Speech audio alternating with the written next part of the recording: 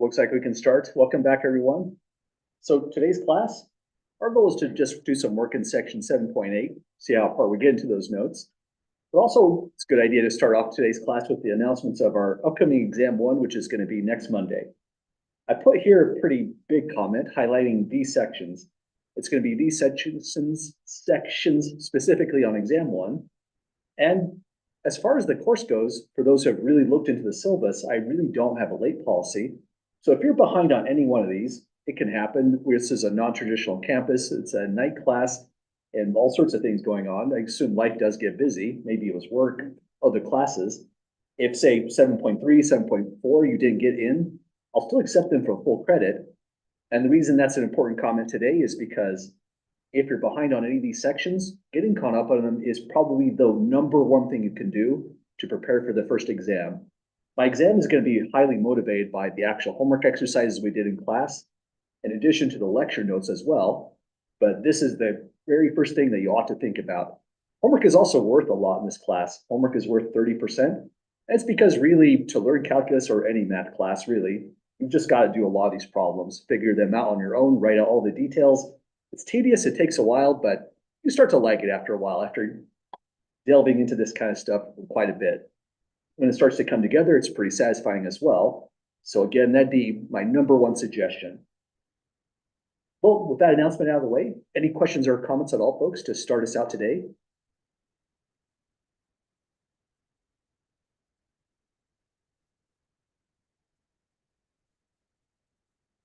Okay. Well, as far as the exam goes, when you're studying for this exam, please don't hesitate to write if you have any questions that come up. I'll be doing mostly grading on Friday. My goal is to get you these sections sent back to you as soon as I have them graded. So even if you're sending in work late, even if you send something in late on Saturday, or even Sunday, or even on Monday, I'm going to make every effort I can to try to get these graded, sent back to you. If I get them on Monday, it's going to be kind of constrained with the time limitations with the class getting started. So the sooner you can get these sent in, the faster I can get your feedback sent to you. And to me, that's really critical because, again, learning calculus, it's all about doing these exercises on your own. And then when you make some small mistakes, knowing why you made those mistakes on the feedback really helps us direct misconceptions into the right spot, get the information tied together in the right way. And that's the major reason why the sections above here are not on exam one, they're on exam two, because these are the only sections I can really guarantee I can send you your feedback. So even if you send in a hard copy to me, and I have several hard copies of the homework, watch your ISU email address over the weekend. I'm going to scan those hard copies and send them back to you. I'll still send you the originals. I'm going to give you your hard copies so you'll still have the opportunity to get your feedback on these, even if you're doing homework in a traditional way, handing in ordinary paper. But that's my main spiel about the exam. Other takeaways, if I forget to say it, is if you're studying over the weekend and you have questions, even if it's a question that occurs to you, like say 4 a.m. on Sunday, definitely just write that email, send it in, and I'll get to it as soon as I can. I check my emails every day, but when we're going across this weekend into an exam week, I check it more often as well. So I'll be checking it throughout the day, primarily responding in the morning, but checking throughout the day as well. Oh, didn't need to scroll on that. So if you're already completely caught up in your homework, you've seen all your feedback and you're satisfied on the information there, then that would be a great time to take a look into these additional segments right here. These are the lecture notes like we mentioned. These are the homework exercises. You can use these to target specific sections that you might feel are more challenging. And these are extra harder questions, but sometimes these are fun to take a look at as well. The solutions are on the very back of these. Well, for what we're doing today is improper integrals, which looks like something totally different from the exam one content. But really, as we go through these, we're still going to find antiderivatives. We're still integrating. We're doing a lot of similar things on exam one material, even in this section. But we're now in the land of improper integrals, which sounds weird. It might make you think of improper fractions. There's nothing wrong with the improper fraction. It's a totally valid number. But improper integrals are different. Sometimes they're okay as a number. Other times they have no meaning. So our major goal with an improper integral is to determine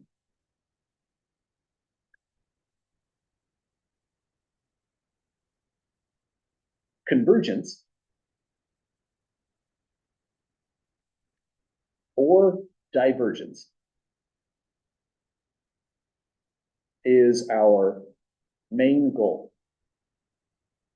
We're going to see way down the line that improper integrals, the very first batches on these notes, actually ties into chapter 11 when we're doing sequences, series, and all that other abstract stuff. So improper integrals we'll see two different ways, which is kind of helpful. But here's how this all starts. Here's the fundamental theorem of calculus part 2, which we've used repeatedly over and over again, sometimes without really considering what it's trying to say, but suddenly we really have to now. Fundamental theorem of calculus says, if you have a closed interval from a to b, then the definite integral from a to b of f of x, measuring the signed area under the curve, totally just depends on the boundary values of an antiderivative. So f prime equals lowercase f of x says that's the antiderivative here. But when you go to use this theorem again, the assumption is your lower limit of integration, your upper limit of integration are actual real numbers, finite. If you put something like this in your integral, it could have a meaning, but it just depends. But right as it stands, we cannot use the standard shorthand for this is fundamental theorem calculus part 2. Some people put a T there to start with the fundamental theorem of calculus part 2. But we're forbidden from using it since infinity is not a number, which then means f at infinity, thinking the antiderivative up here, has no meaning. But you know you can get around with that. What you need to do is inject a limit in here in the right kind of way, and then we can potentially have some meaning if the limit exists. If the limit exists, we'll say we have convergence, and this will converge to a finite number. There'll be the signed area under the curve, just like over here. If the limit fails to exist, we'll say it diverges instead, meaning this whole thing would have just no meaning whatsoever, not too different than writing down 1 over 0. You can put it on paper, but that doesn't suddenly mean it has any mathematical meaning. It's just undefined. So that's the idea with divergence. The next thing we need to describe is how does the limit actually get into the problem? And so still thinking about this integral here, imagine what you would do to approximate it. You can't put infinity here because the fundamental theorem of calculus won't support infinities in this location. Then you just want to put a large number. So what I did was, well, it's not very large, but if we integrate from 0 to 1, we get 0.785. This would be the curve 1 over 1 plus x squared. And we can find a pretty fast antiderivative. It's just tangent inverse. Fundamental theorem of calculus works really fast right here. In fact, let's check that out. Let's get Desmos going. Gonna need Desmos potentially anyways, should have had this open. Antiderivative of 1 over 1 plus x squared is tangent inverse. I think we put it as arctan in this calculator. So you'd be taking tangent inverse of the upper limit 1 minus tangent inverse of the lower limit 0, but tangent inverse of 0 is just 0. And that's where this value comes into play. So that's just arctangent 1. Now we're trying to integrate on this improper integral. So the next thing to do is just increase the upper limit of integration. So the next, I guess you could think of this as a slide basically. Next one is integrate from 0 to 10. And there's an update. This value comes out as a 1.417. And visually, or versus this right here, that's where these values are coming from. And this can go forever, right? Now we're integrating in scientific notation, 1 over 10 power 2, 1 over 10 power 6. And notice these numbers are actually stabilizing. From here, it's 1.47 up to 1.56. At power 3, 1.569. Power 4, we're already up to that value. And it looks like that would imply there's actual meaning if you put infinity right here, that these numbers are getting closer and closer to something finite as the upper limit of integration gets larger and larger. So what we do next is we throw a limit right here. If we want to integrate from 0 to infinity, 1 over 1 plus x squared dx. We don't necessarily want to integrate a whole bunch of times like we did up here. Instead, we say that this is equal to, replace the upper limit of integration infinity with a variable t. T is now implied to be a real number, but it just so happens it's real numbers like these, 10 squared, 10 to the power 6, and we're allowing that number to get ever larger and larger in the limiting process.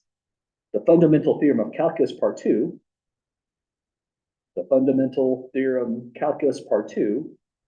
does apply since t is a real number, as it is defined right here. But then the limit operator affects it as well. We just happen to take that real number off to infinity. Essentially, it's doing what we're seeing right here. We're seeing if this limit settles down on the number. So if we can make out, I guess I did that part right here that I duplicated. If that limit exists, we'll say the integral converges. And if it doesn't exist, we'll say it diverges. So these slides up above are just trying to show visually what we're trying to do, what the problem is. But any questions at the moment? Okay, so far we have two kinds of improper integrals, but the main ones we're going to look into today are the ones where we see infinities somewhere on the limits of integration. It could be a positive infinity, a negative infinity, or both at the same time. We call those all collectively improper integrals of type 1, or just type 1. Well, this is a long little description here, but that's just because there's several kinds of this can come into play. We looked into part A, where if you're integrating from a finite number up to infinity, the trick here, inject a limit into your problem and replace the upper limit of integration. So if it's different though, if you're going from negative infinity up to a finite number b, well, you just let t go off to negative infinity, but observe it now has to be the lower limit of integration. And as we mentioned before, if these limits exist, we'll say the integral is convergent or that it converges. We'll find its value, and we could say it converges to 5 if that's the value in the limit. If either of these limits fail, we'd say the integral is divergent. Well, any questions, folks, with getting through the definition so far? Okay, now here's a really weird one. Part C says you're integrating from negative infinity to positive infinity. Now, this is something that happens in practice all the time. Think in probability theory. If you're finding or dealing with a normal curve, looks about like this, then this is a function f of x, not too different than the e to the x squared we were looking at the other day. In fact, to integrate this properly, you would use the same technique. Calculus 3 methods, injecting a new variable, change of coordinates to polar coordinates, and integrate that way. But the main takeaway is, if this is the normal curve, integrate from negative infinity to infinity, f of x dx, and it's exactly 1, making it a real probability model. So as abstract as these things look down here, they're actually important. They're used all the time in applications. This is in fact an application in chapter 8 as well, dealing with probabilities. So the idea is, if you have two infinities, upper and lower limit of integration, then you just want to find a nice number a to break your integral in two. Oftentimes that's just the number 0, since putting in a 0 in when you're with your antiderivatives can simplify a lot of work. So after you find any real number a, probably one that's the most convenient, you just convert both of these into limits. So that's where limit negative infinity goes, positive infinity goes. But the story is a little bit more involved with this. One big takeaway about these is these limits have to both exist. If they're both diverging, even if this is coming towards a positive number and this is the total negation, if either limit fails to exist, we say the entire expression does not exist. So let's say that comment here, if one part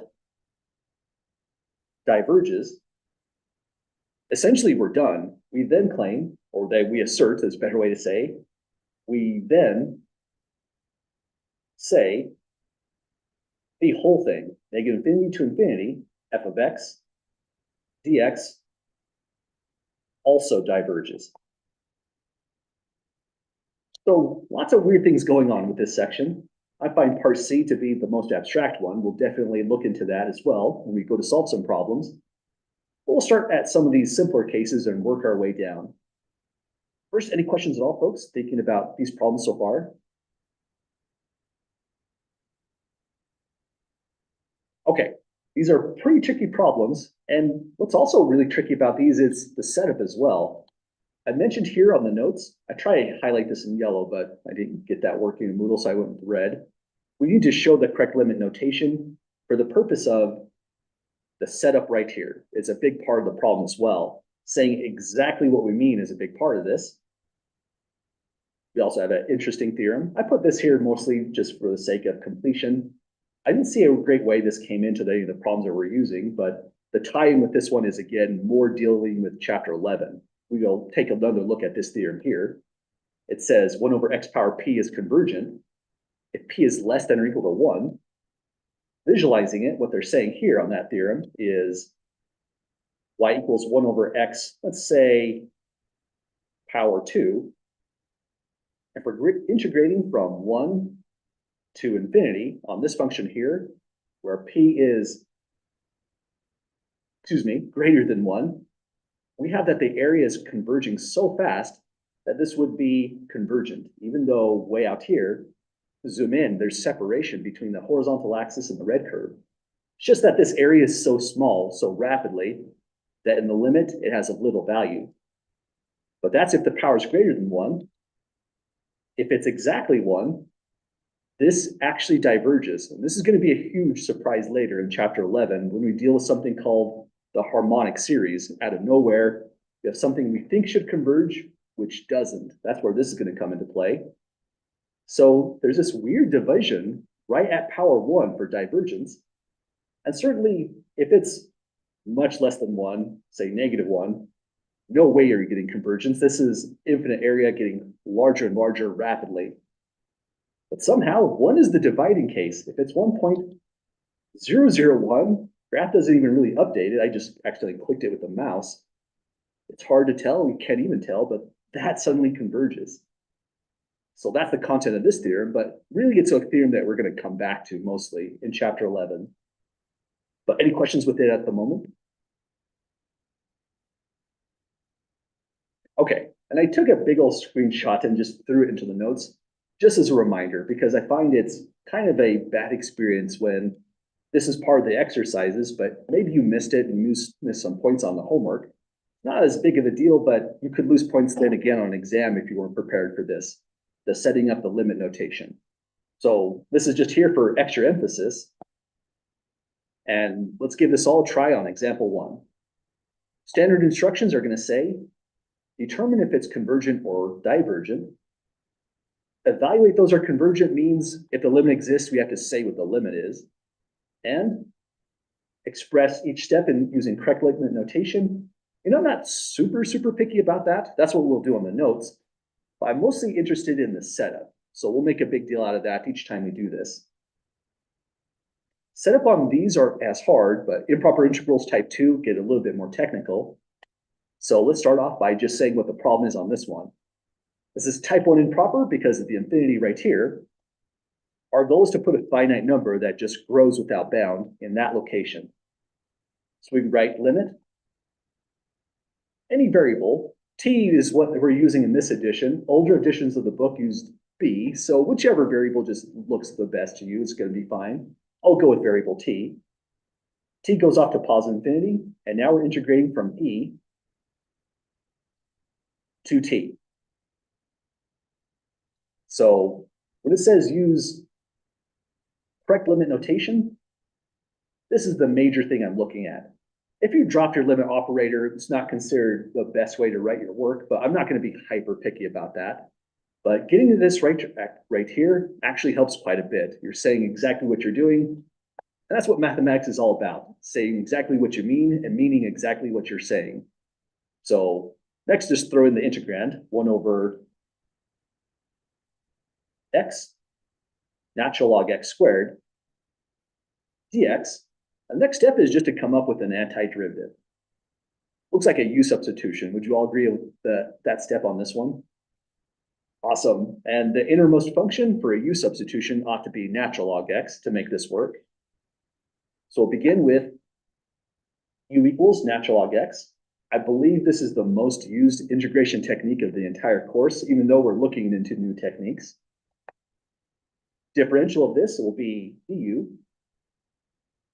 is 1 over x dx, which tells us we're on the right track. 1 over x dx is that portion of the integrand. And because a limit is being involved in the same time as this, it's still a good call to change your limits of integration. Not required. If you didn't change your limits of integration, just undo your substitution.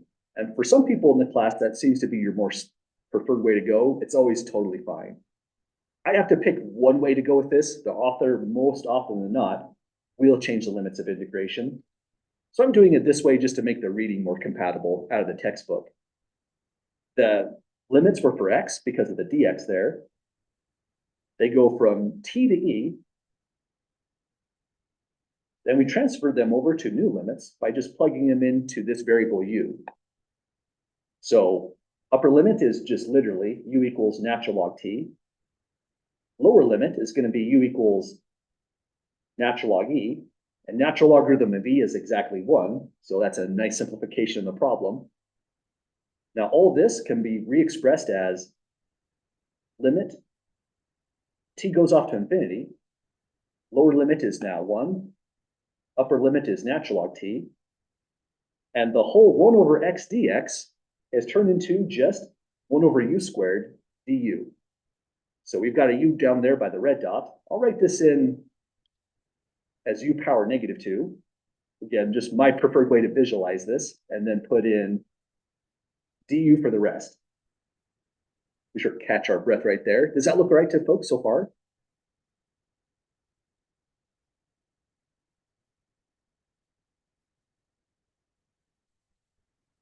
Okay, let's finalize the antiderivative. And then, because it's an improper integral, we take a limit at the final step on every one of these problems. So, honestly, just writing down the limit operator probably makes you more accurate because it reminds you this is all about doing a limit in the final step. Well, I don't know why I put a parenthesis there, but let's get the antiderivative. That's going to be u power negative 1. I'll write this as a 1 over u. That's the u negative 1 part. And I forgot, so I'm going to move these inequalities over and just throw the negative into that spot. So really, I'm visualizing this as u power negative 1, and I just drop u down through the negative 1 in here that we have to divide by, that new exponent. Evaluate all of this from 1 to natural log t. So next line, we have negative limit as t goes to infinity. From here, it's 1 over natural log t minus 1 over 1, or just a 1. If you wrote that in, that'd be great. But at this stage, we need to remind ourselves what's going on with the limits. Really, Calculus 2 reviews limits a lot. It doesn't seem like that after the first 4 weeks, but limits are a big part of section 7.8, and they are a gargantuan part of chapter 11, the whole chapter. So we'll be reviewing lots of limit techniques as we go through the notes. One of them that's a little bit tricky is this one, L'Hopital's rule. But this comes up as well, so we'll be reviewing this as we go. L'Hopital's rule just never goes away. So it's one of those things that's good to refresh each and every time you're getting back into limits. Well, now that we're thinking about limits, let's look at what's happening here. T is going off to infinity. The natural logarithm is a function that grows without bound. That means we have 1 divided by something constant, divided by something that grows without bound. Anyone see what would happen to this whole thing in the limit? Absolutely. This gets smaller and smaller as t gets larger and larger. This whole thing will just go to 0 in the limit. So that means this is negative 0 minus 1. The whole thing is exactly 1. And now we make a determination. Is this convergence or divergence?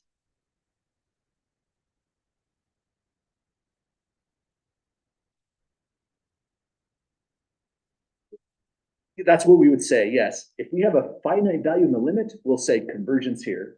If we said infinity, or if we said even worse, does not exist, infinity is a type of does not exist. It just implies a direction. Any way the limit fails to exist will involve divergence. So here we just have to say converges.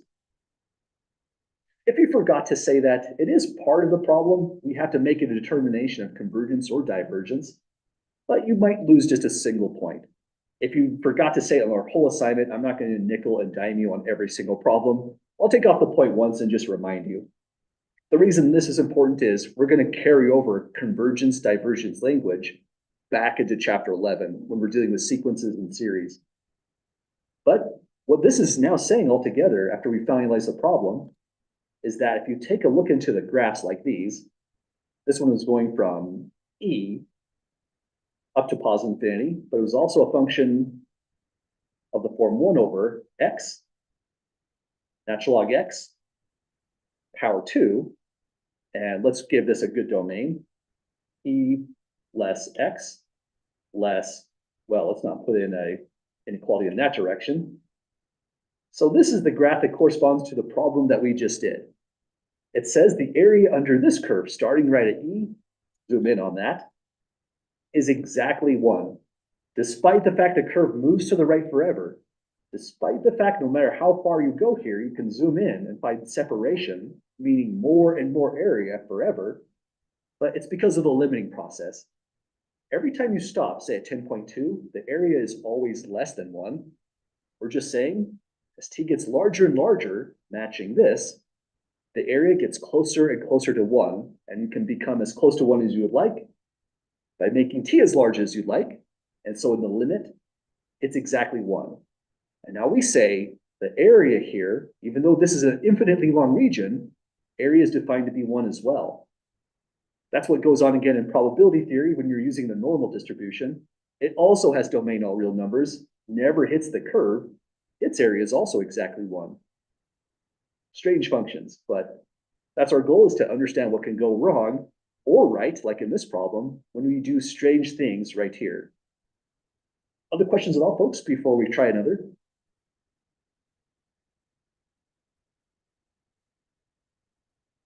Okay, so that's improper integral so far. Next one is, well, the wild case, when we're going from negative infinity to positive infinity. We should just address this one right away because I feel like it's tricky in its own right. But remember the comment about these. Our goal is to split it up. Natural choice is to split this up across 0.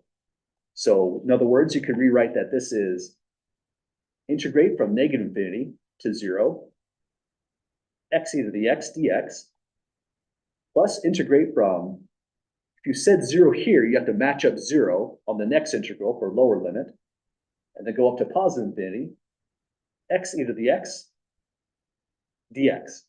So that's how this one would split apart. They're both limits, and a good strategy here is to handle one at a time.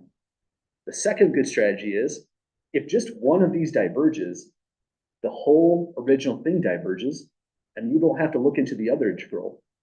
So sometimes this can be kind of a fun little adventure. If the one looks like it diverges more likely than the other, which one would you say it is? Any volunteers for a guess on that one? It turns out one will diverge.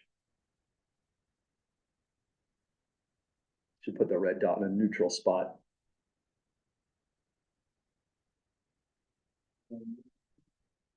Negative infinity right here. Let's see here. Let's take a look at this. We put down a graph, x e to the x.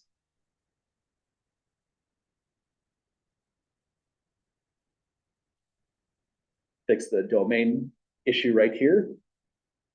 Fix the scale. Keep in mind, this time we're going to negative infinity. So this is the visualization right here. So if we integrate this integral, we should be getting that area there. It's hard to tell by eye, but it looks like this one could actually converge. Would you folks agree? Again, we don't know for sure until we do the integral. But if we turn it around and look at this one, 0 to infinity, x e to the x, we get this other view of the function. This one looks like it's the divergent one. So that suggests if you look a little bit before you leap, then sometimes you can know which one to attack first. But honestly, we're just practicing this, right? Should we just do both for the sake of it? How's that sound to folks? Or would we rather just go for the divergent one? I'll leave it up to the class today. Do both, good call. I mean, we're practicing this, so that's a really good call. So let's pretend we have no knowledge whatsoever on this problem. Imagine it's an exam 1 or exam 2 setting, not exam 1. This is not an exam 1. I should repeat that. In an exam 2 setting, the next thing I would probably do is start to organize these. I'm going to call this I1 because I'm going to solve that integral separately down below. I'll call this I2. We'll come back to those. The next big strategy here is you don't want to find the antiderivative twice, right? You want to find it once and then just use the limits of integration. So let's treat this, which is an improper integral, as an indefinite integral problem at first, x e to the x. That'll give us an antiderivative to handle on both of them. So we're just going to make this go double duty. What would you all say the integration technique then is for that one? Good call. This is just strictly integration by parts, making this one an exam review question, solving this portion here. So let's try u, dv, du, and v. In integration by parts, you might have noticed if x shows up, often it's a great choice for u. One time it goes wrong, if this was an x and a natural log x, really you want to put natural log x right there. Again, it's all by LIATE as the mnemonic. Logarithms play a special role whenever they occur. But here, x does great. dv would be e to the x dx. du is just dx on the left column. V would be antiderivative of e to the x, which is itself. Now back over here, this is a pretty good strategy in an exam setting. Go uv minus the integral of v du. It's not required, but I mean, if you made a mistake plugging things in, but you showed that step, I would consider that partial credit. You had the right formula, just a simple mistake. But if you just threw down stuff and I'm not too sure how you put it in, you might lose maybe a little more points. So this is a great protection in an exam setting. So go u times v, x e to the x, minus the integral of v, e to the x, du, which just hits it with a dx, and we get x e to the x minus e to the x. And this is where I'm always debating myself. We don't really need a constant because we're doing a type of definite integral, but it just feels weird to forget to put a constant on an improper integral. So I usually do put it on. We're not going to use it. That's just if we were only doing this integral, it would have had to have been in there.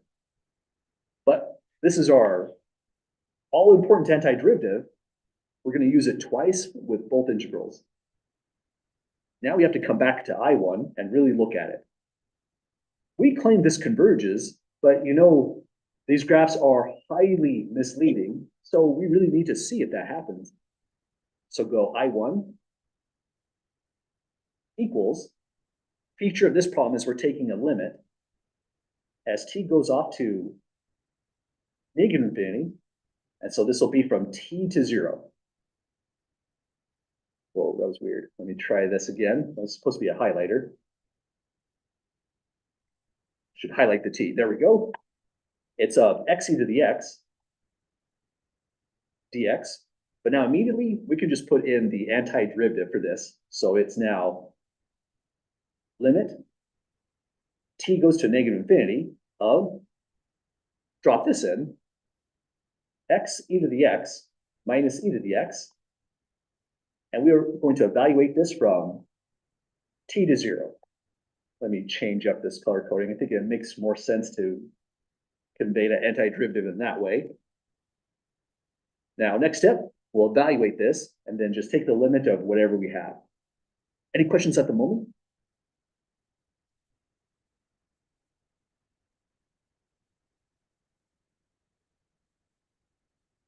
Okay, let's do our evaluations. So I'll go brackets since this is a lot of stuff. 0 is going to wipe out this term, but e power 0 is a 1, so we just get -1 from the upper limit of integration, minus the result of, plug t everywhere now. So it's t e to the power of t minus e to the power of t.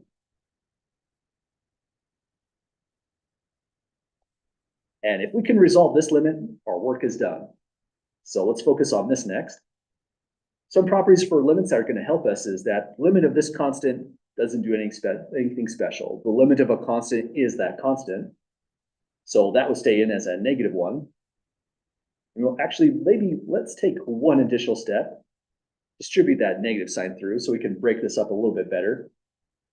Limit t goes to -infinity of -1 minus t e to the power t plus e to the power t.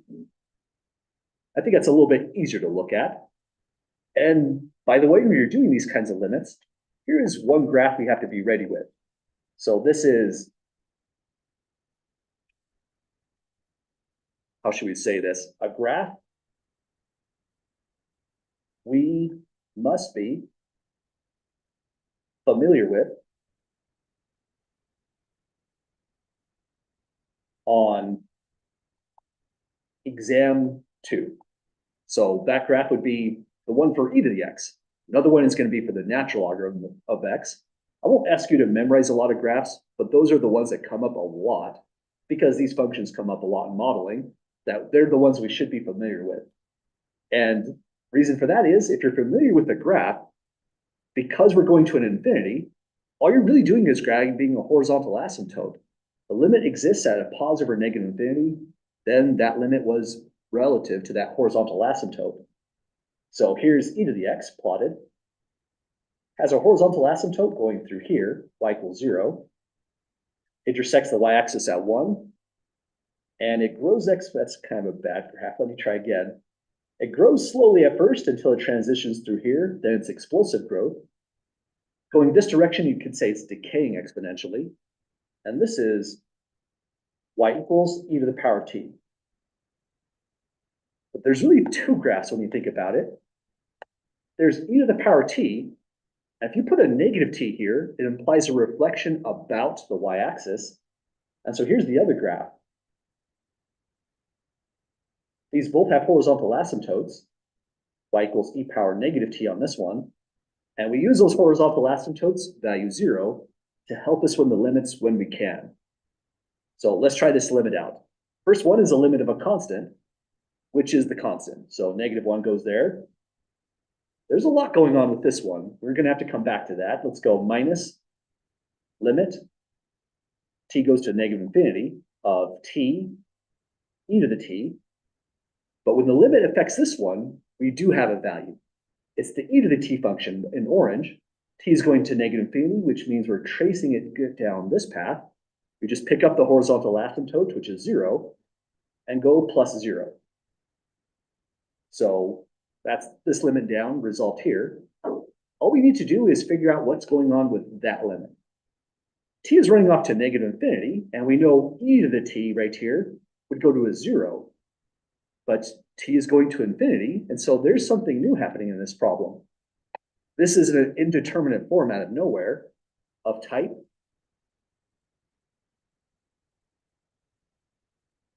that's a long word. I'll usually write IND for indeterminate, but this is indeterminate of type on the variable t, because we're going to a -infinity, it's -infinity times on e to the t, that goes to 0, which means we don't know what happens to this limit. There could be a compromise where this whole thing is 0. That's if e to the t damps to 0 fast enough. Or this could become -infinity if this blows up to -infinity fast enough, the variable t. And in indeterminate forms, anything in the middle could happen. This could be finite at value pi for a random problem, or maybe it's 2, -3. What we need to do now is hit this with L'Hopital's rule. Again, this is kind of the Calculus 1 review portion.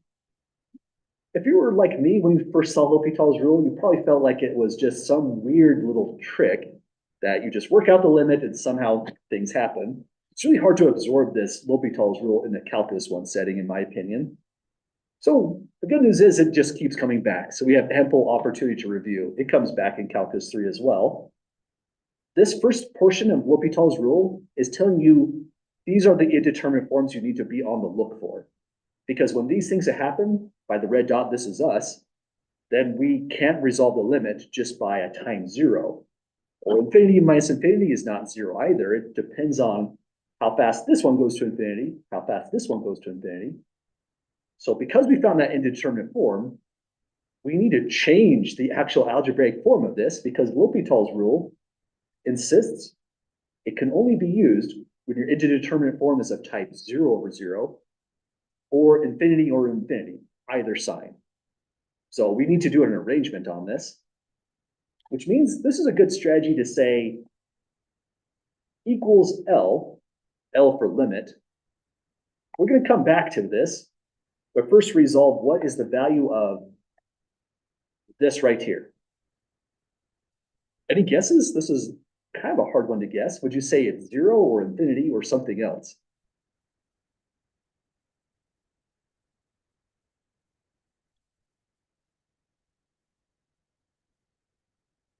No, I'm not too sure how this one goes, to be totally honest, but if I have to guess, I'd say the exponential is more important.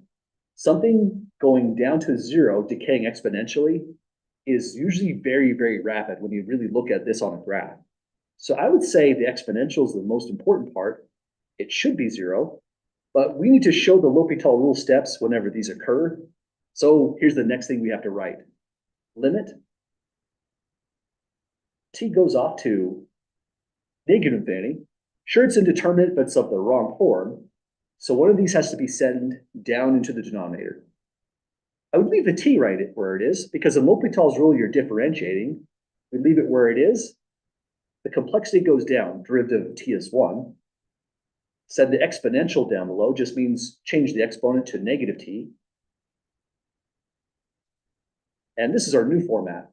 But still, we can't just hit it with L'Hopital's rule. We have to check the indeterminate form, either 0/0, infinity or infinity. Looking at this right here, notice the numerator goes to infinity, and the denominator, a little bit tricky. We're on the purple curve, right?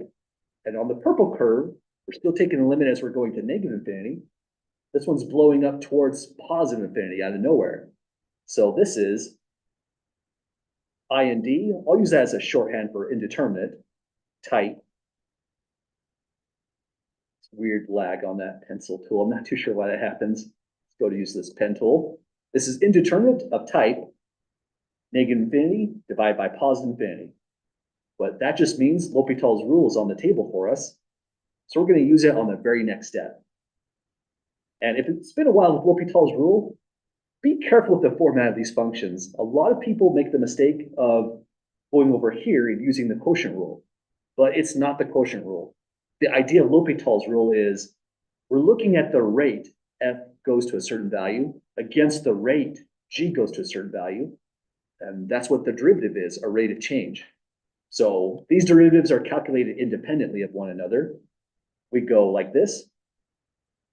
I put a h here just as a reminder for me. I've used L'Hopital's rule because it's a weird enough theorem. You don't have to do that, more of an alert in the notes.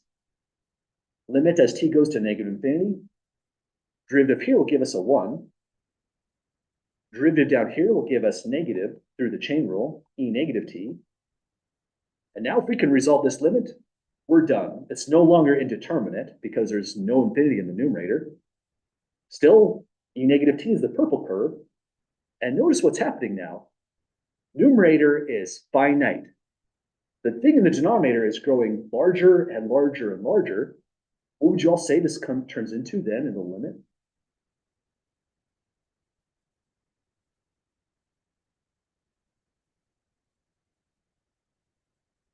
It'd be limit 0, absolutely. Anything that has that kind of feature always resolves out this way. And lots of things are going to look like that. For just a couple random examples, we have stuff along the lines of y equals 1/x. And the limit of this one, as you go to infinity, this one goes to 0 right away. We're not saying integrate it, find the area under the curve. We're just saying the limit of the function strictly. Other things could be like, say, natural log x. It's going to do it more slowly, but it still converges to 0.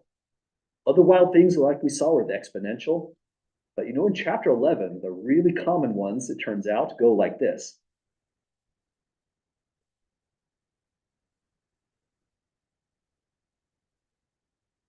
In other words, they're just rational functions we're going to see a lot of in chapter 11.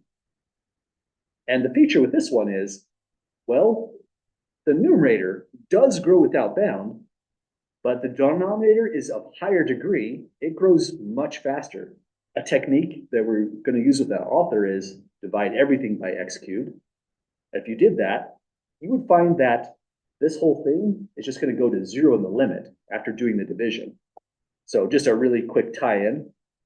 Our author would say that this is equal to divide everything by x cubed, so it's a 5 over x, minus 3 over x squared, divide by 4 plus 11 over x cubed.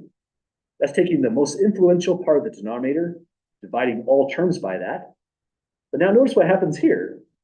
Same as the problem we're looking down below, we have a constant divide by something that's growing without bound if this limit's heading to infinity. So numerator is 0 here, it's 0 there. Finite at 4 here, but 0 there would say this whole thing converges to 0 as x goes off to infinity.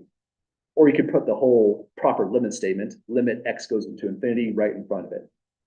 So the things that we've seen twice on the notes, like this right here, they're things that happen all the time that we have to consider. But any questions at all, folks, with either this or that down below?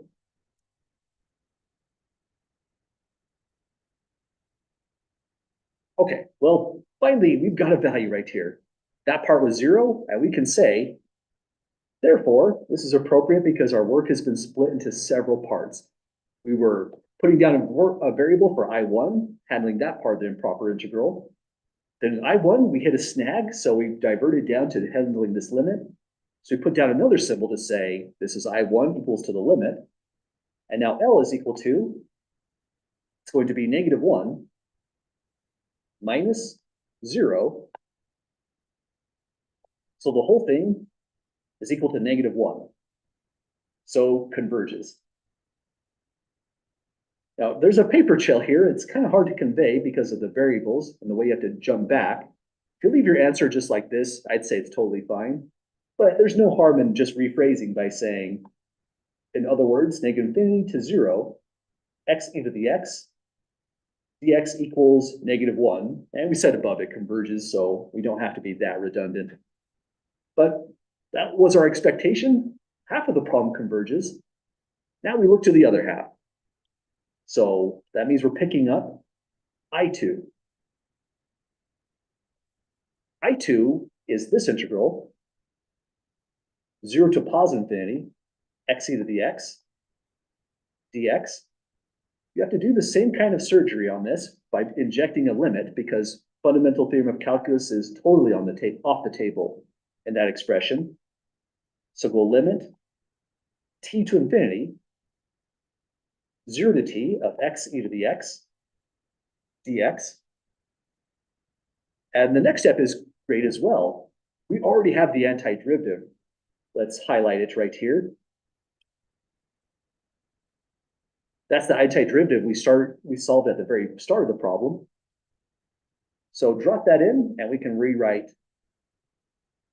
limit t goes to infinity of x e to the x minus e to the x, all of which is evaluated from 0 to t this time. So next step is the evaluation. We've got limit as t goes off to positive infinity.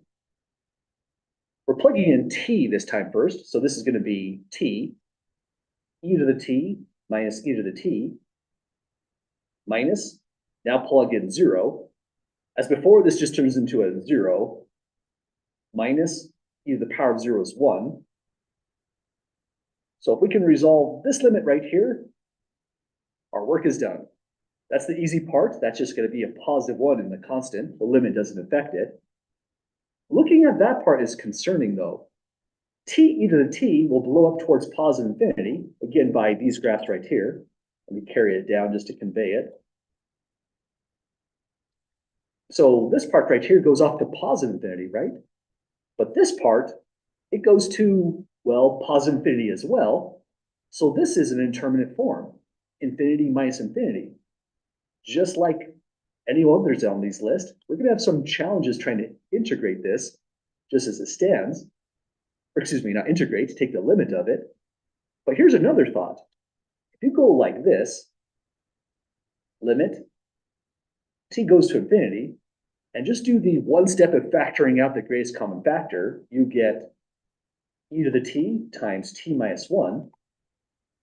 Here, this turns into a positive 1 outside the limit. But that one is not indeterminate. E to the t blows up towards, hang on, which way we're going. You have positive infinity. E to the t blows up towards positive infinity. But so does t minus 1. They just do it at different rates. This is an infinity times an infinity, not on the list whatsoever. If you get infinity times infinity, that is determinate. This whole limit is now equals to infinity, or it diverges. Again, the short explanation here is equals infinity because e to the t diverges to infinity, and t minus 1 diverges to infinity as t itself goes to infinity. So this is just a bunch of really large numbers right here, and we have diverges all together. But that was for I2. Remember, the original question was that we needed a conclusion on the total integral that was written down. We had a convergent part, but it didn't matter. This part diverges, so we go back and say, let's do another big therefore. Therefore, the entire thing from negative infinity to infinity, x e to the x dx, diverges. Put a box on that one because that is our final conclusion, our end answer, but the solution is really everything we put above. Any other questions on getting through this one at all, folks? This makes a bad exam question because of how long it is, but we have the opportunity to take these on in homework assignments, so we'll see them on homeworks. For exams, less often. I would say a good routine exam problem with this content would be something more along the lines here, where we have to do the setup, we have to carefully get an antiderivative and do the limit. That's more of an exam experience. But these are still important problems. They come up all the time in applications, that kind of improper integral. And so that's what the process would look like. Well, with what time we have so far today, I think we have time for just one more. I would say this one would qualify for a good exam question as well, because it's a really short and direct kind of question. But if I did ask this one on an exam, I feel like a hint would be in order, because this is an exam 2 problem, but it also uses an exam 1 technique. Anyone recall what the technique should be for this thing?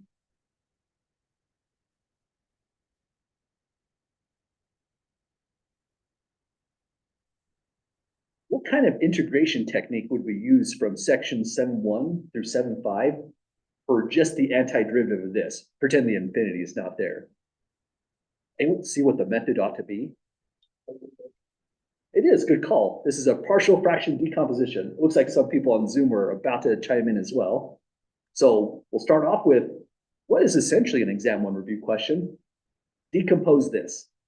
Then we have to throw a limit on top, get the antiderivative, and that's what makes it entirely an exam 2 problem. But let's start off with the good old 1 over x plus 1. I'm not going to mix together an already pretty tough problem with an improper integral and like a case 4 of a decomposition. That's just too big of a problem. So you might notice some of these are a little bit simpler from the decomposition when they occur in these sections. We'll go a over x plus b over x plus 1. It's just a case 1 decomposition. This will then imply I'm going to clear the denominators and put it all to the right. So just 1 on the left-hand side equals a times x plus 1 plus, on this one, it'll just be a b times x. And this is a really fast one to solve. Let's start maybe with x equals 0. X equals 0 implies 1 equals a. We've got it. That's the solution immediately. B just dies off as a term. And this is 1 times a for x equals 0. Now, next one, pick x equals a -1, so that we can wipe out the a coefficient. Left-hand side is 1, right-hand side is -b. That means we immediately have our b coefficient.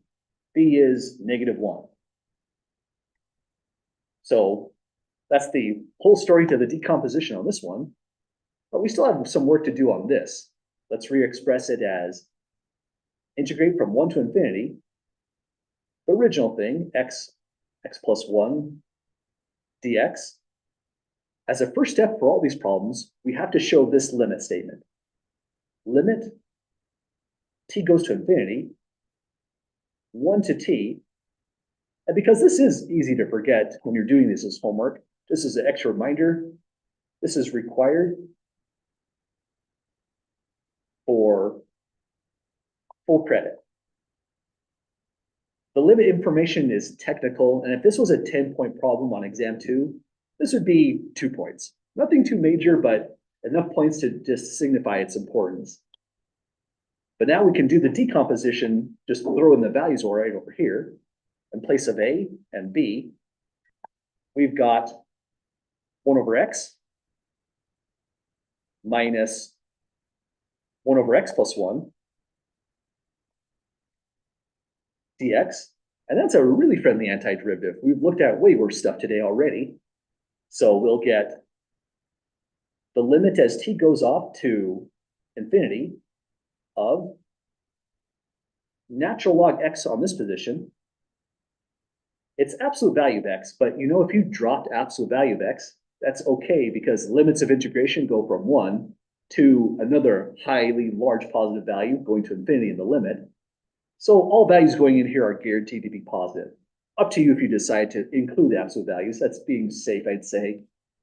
The minus natural logarithm, absolute value x plus 1. All this must be evaluated from 1 to t. But before you do your evaluation, you will get some opportunity to combine this into one logarithm. Sometimes that's helpful. Sometimes it's a little bit tedious, but if you're taking a limit, it's often a good idea.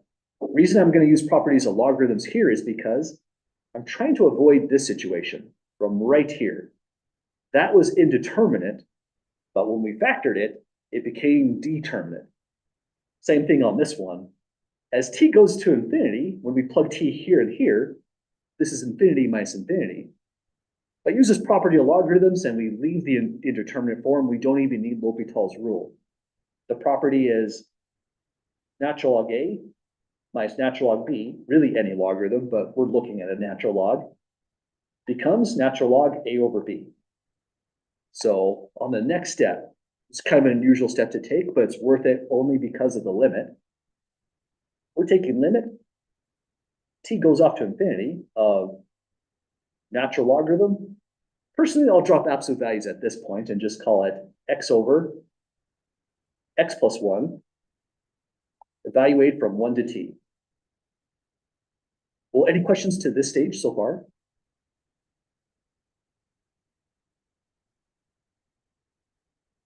Okay, so let's evaluate this. Limit t goes off to infinity. First, it's going to be natural log t divided by t plus 1. So nothing major, just switching the variables. Then it's going to be minus natural log.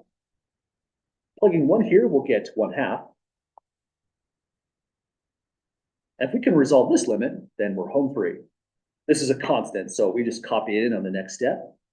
And we're reviewing a lot of information about limits. And to me, this is one of the coolest things about limits. Limits interact with continuous functions in really nice ways. The function natural logarithm is continuous on a domain from 0 excluding 0 off to positive infinity. So this whole limit operator commutes inside the function. This always works for continuous functions. So you can visualize this as natural logarithm of the limit as t goes to infinity of t divided by t plus 1 minus natural logarithm of 1/2. Nothing special happens here. But you could change this around by saying this is 2 power negative 1 instead of your 1/2. Not required, but if we're thinking about properties of logarithms, this would imply one. Now, this limit is the limit I mentioned. It comes up a ton in chapter 11. That's what we're trying to convey with doing the little work on this one up here. These are limits you can actually eyeball and just state the values of. Because when your limit's going off to an infinity or a negative infinity, all you need is the horizontal asymptote to that. So if you know information about rational functions, you probably know that horizontal asymptote. Anyone happen to know what it is?